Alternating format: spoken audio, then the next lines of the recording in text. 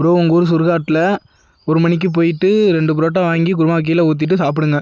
சுடுகாட்டுக்கா? உங்களுக்காக போட்டுடலாம். தனியாக போனால் பயமாக இருக்குமே, இவங்க 2 பேரும் கூட வந்தால் இவங்க என்ன வேலை இருக்கே, கடைசியாக பாருங்கள் தெரியும். பகல்லே நான் சுடுகாடு பக்கம் போக மாட்டேன், இல்லை நைட்டில் வேறு வந்திருக்கேன். என்ன நடக்க போதும், நாய்க்குள்ள வேறு தாங்க முடியலங்க. ஹாய் ஃப்ரெண்ட்ஸ், இப்போ பார்த்தீங்கன்னா சுடுகாட்டுக்கு வந்தாச்சு. புரோட்டா சாப்பிட்லாம். ஒரு புரோட்டா வாங்கியாச்சு. குருமா அங்கே ஊற்றிட்டு புரோட்டா சாப்பிட்லாம். சுற்றி பாருங்க, காடுதான்.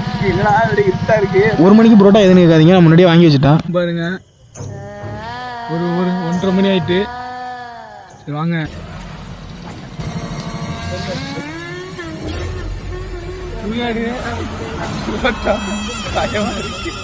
என்னடா சிரிச்சிட்டு இருக்கேன்னு பார்க்காதீங்க, உள்ளுக்குள்ளே ஆடி போயிருக்கு. வெளியில் காட்டினா எல்லாம் பயப்படுவாங்களேன்னு காட்டாமல் நின்றுட்டு இருக்கேன். டாஸ்க்கை கம்ப்ளீட் பண்ணலான்னு சாப்பிட ஆரம்பிச்சிட்டாங்க. அந்தாண்ட கரையில் வேறு நாய் குலைச்சிக்கிட்டே இருந்ததுங்க.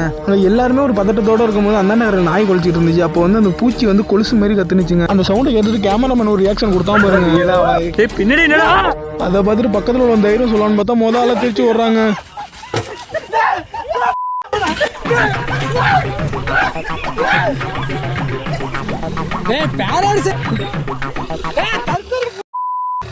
ஓடி வந்ததுல வாந்தி எடுத்தது தாங்க மிச்சம். எங்கடா ஒருத்தன் ஓடானே காணுமேன்னு பார்த்தா இங்க வந்து கோயில்ல உட்காந்துருக்காங்க.